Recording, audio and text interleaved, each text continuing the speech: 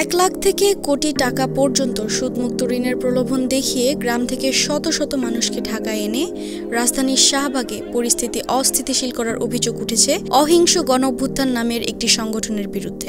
এদিকে অহিংস গণঅভ্যুত্থান বাংলাদেশ নামের ওই সংগঠনের ডাকে রোববার মধ্যরাত থেকে সারা দেশ থেকে বাস, পিকআপ ও মাইক্রোবাসে করে ঢাকায় আসতে শুরু করে সাধারণ মানুষ। এদিকে সোমবার ঢাকার সোহরাওয়ার্দী উদ্যান কিংবা শাহবাগে তাদের জমায়েত হতে বলা হয়েছে বলে জানা গেছে।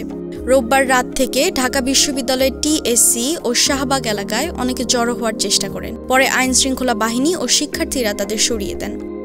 জানা গেছে, লক্ষ্মীপুরের বিভিন্ন স্থান থেকে আরও বিপুল সংখ্যক গ্রামের নারী পুরুষ ঢাকার অভিমুখে ছুটে গেছে।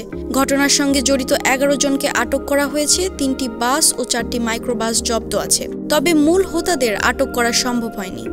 তারা মাঝে মাঝে এসে ফর্ম পূরণ করে চলে যায়। তারা এখানকার হতদরিদ্র মানুষদেরকে 1000 টাকায় ফর্ম পূরণ করলে 1 লাখ টাকার বেশি সুদমুক্ত ঋণ দেওয়ার প্রলোভন দেখিয়ে অহিংস গণঅভ্যুত্থান বাংলাদেশ নামের সংগঠনটির সমাবেশ করতে চেয়েছিল। এদিকে অহিংস গণঅভ্যুত্থান বাংলাদেশ নামের সংগঠনটি বিদেশে পাচার করা অর্থ দেশে ফিরিয়ে এনে জনপ্রতি 1 লাখ টাকা ঋণ দেওয়া হবে, এজন্য শাহবাগে বিশাল সমাবেশে জড়ো হতে হবে বলে প্রলোভন দেখায়। এই সমাবেশকে কেন্দ্র করে সাধারণ লোকদের থেকে কয়েক কোটি টাকা হাতিয়ে নেওয়ার অভিযোগ পাওয়া গেছে।